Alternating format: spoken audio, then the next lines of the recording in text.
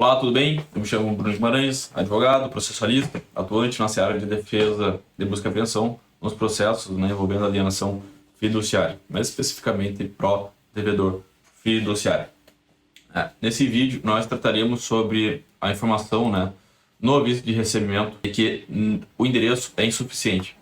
Então, como eu venho já falando, no meu entendimento, os vícios de notificação, eles são os mais, vamos dizer assim, mais fortes, de maior capacidade de reverter um processo de busca e apreensão quando bem aproveitado. Obviamente, não é todos aí acabam tendo esses tipos de vício. Todavia, assim que você conseguir ter algum tipo de informação nesse norte, eu recomendo aí fortemente que a gente utilize esse, tá? Qual é a mágica, do aviso de recebimento com a informação, de endereço insuficiente? A mágica é o seguinte: diligência.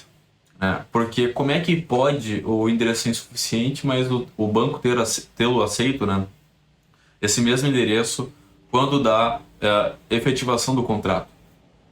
Então veja, temos um aviso de recebimento que volta com endereço insuficiente. Todavia a gente tem, como da mesma forma anterior, que não existe um número, utilizar de uma máxima diligência para fazer a prova, de que o endereço residencial de fato existe, Então essa parte desse modelo aqui vai passar por algumas atualizações, vai ter mais indicação de fotos, mas geralmente nas minhas manifestações eu aponto algumas outras fotos, Por exemplo, foto da informação dada pelo carteiro, foto de outras correspondências da mesma forma que é dada no vício de notificação por não existe número, a gente tem aqui uma situação de máxima diligência do cliente. Quanto mais provas a gente conseguir amealhar de que outras correspondências chegam no local, sobretudo, por exemplo, correspondências ali vindas da internet, Mercado Livre, Amazon, documentos oficiais, multa, IPTU, por que não?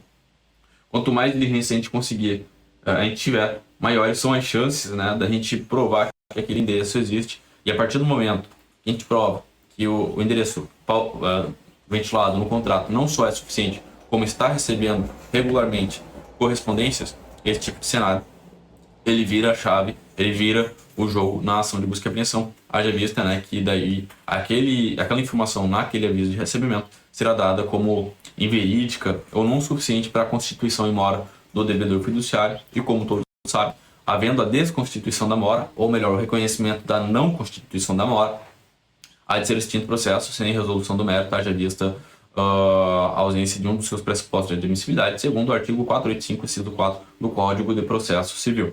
Então, eu vou trazer para cá um cenário, que eu tive aqui no meu caso, que se passou pelo Tribunal de Justiça do Estado do Mato Grosso. O processo é público, então fique à vontade aí para dar uma fuçada. Eu confesso que nesse processo quem fez foi uma assessora minha. Ela não juntou as fotos, eu particularmente não fico corrigindo todas as peças, eu passo o norte para que eles têm que fazer, eles simplesmente fazem. Depois ela levou um puxão de orelha? Levou. Mas eu deveria ter levado também por não tê-la feita a devida correção e indicado a foto.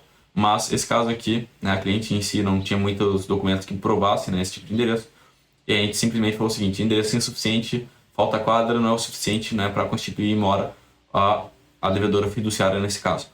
Não sendo suficiente isso, o que aconteceu? Houve aquilo que a gente tanto trabalha aqui no curso. Não é porque o AR volta com um endereço insuficiente, número não existe, ou ausente 3 vezes, não procurado, etc. e tal, que o banco tem o direito de simplesmente fazer a notificação por edital. E aqui nesse cenário foi exatamente isso. Eles tentaram fazer a notificação, voltou com um endereço insuficiente, e em seguida fizeram a notificação por edital. Nesse cenário aqui, eu trouxe um precedente, É difícil fazer isso, de trazer um precedente próprio do tribunal, já visto aqui me toma muito tempo. Mas a gente trouxe um precedente do Tribunal de Justiça do Estado do Mato Grosso e ele falou justamente isso. Devolução pelo motivo ausente, Aqui a gente tem que sempre lembrar de uma coisa: a raça decidente, não é porque aqui está ausente que não se aplica ao nosso caso, podendo, obviamente, aplicar, Já visto que a raça decidente é o mesmo. Mora não configurada, não esgotadas as tentativas de notificação extrajudicial, veja. Sentença de indeferimento, petição inicial mantida, blá blá blá, recurso não provido. Aqui, se bem me lembro também, nesse cenário aqui, foi feita a notificação por edital. E, mais uma vez, o Tribunal de Justiça do Estado do Mato Grosso, mais especificamente a 4ª Câmara Civil de Direito Privado, desculpe, ela entendeu pela não constituição e mora pelo não esgotamento das vias, né, de notificação, não bastando, né, a notificação por edital para constituir o devedor em mora. Aqui, nesse caso, a gente teve uma situação muito peculiar, que é o seguinte: de toda a composição da Câmara, somente uma desembargadora não entendia dessa forma e era contra a minha tese. Ela falou assim, inclusive ela é da tese que entende pela mora ex ré. O simples vencimento da parcela já constitui o devedor em mora. Ela é desse entendimento, veja, um entendimento totalmente contrário, né, àquilo que diz o Decreto 911 de 69, bem como o entendimento, o posicionamento do Tribunal Superior Tribunal de Justiça. E o que aconteceu?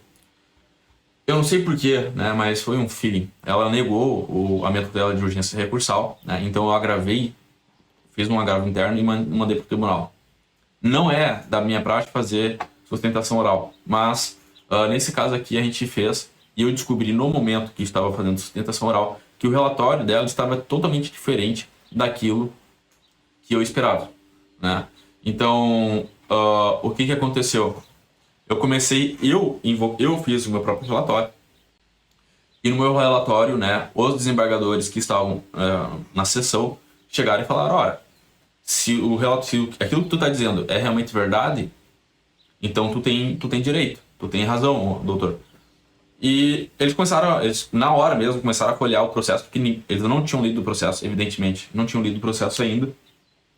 E na hora eles começaram a folhear o processo e, não, de fato, daí rolou um pequeno bate-boca, que a desembargadora falou: não, mas a mora é ex-ré, o entendimento assim, teve um julgado do Superior Tribunal de Justiça, um único julgado do Superior Tribunal de Justiça que falou sobre a mora ex-ré, e claramente violando a súmula do próprio tribunal, né? Ela fez um único e entendeu e violou toda a questão de relatório. Na minha visão foi, enfim, não sou a favor disso, né? Ela induziu os pares ao erro. E no ato da sessão, eles eram 3 desembargadores, ela foi contra, obviamente, né? Os outros 2 foram a favor ao meu pedido, e eles invocaram, né, a famosa técnica de julgamento, a técnica de julgamento prevista no Código de Processo Civil, para que outras pessoas, né, outros desembargadores pudessem participar, né? Porque quando não tem, né, um acórdão unânime, quando há uma divergência na primeira composição, ele chamou 2 desembargadores para compor a turma, né, de forma excepcional, e a partir daí, né, eles fazem toda a parte ali de novo julgamento, etc. Tal. Então já está com um horário marcado. E ao que eu espero, né, a gente há de ganhar esse processo, uma vez que o posicionamento do Tribunal de Justiça do Estado do Mato Grosso é quase unânime, né, se não fosse por essa desembargadora, de que a notificação que volta como não procurado, endereço insuficiente, tendo prova de que aquele endereço existe, ela não é suficiente para constituir o devedor em mora, e a notificação, melhor dizendo, por edital, não é uma medida de primeiro recurso, devendo, né, ela ser utilizada somente como última via para a constituição em mora do devedor fiduciário. Então, em suma é isso, né? Vocês devem estar vendo que a boa parte dos processos a gente tem que provar aquilo que a gente está falando, não é simplesmente alegar. E quanto mais provas, né, quanto mais robusto for a tua prova, maior chance de estar ganhando o teu processo. A gente fica por aqui, e a próxima aula, o próximo vídeo vai ser sobre o R com mudou-se. Tá? Essa aula é importante. A gente se vê no próximo vídeo.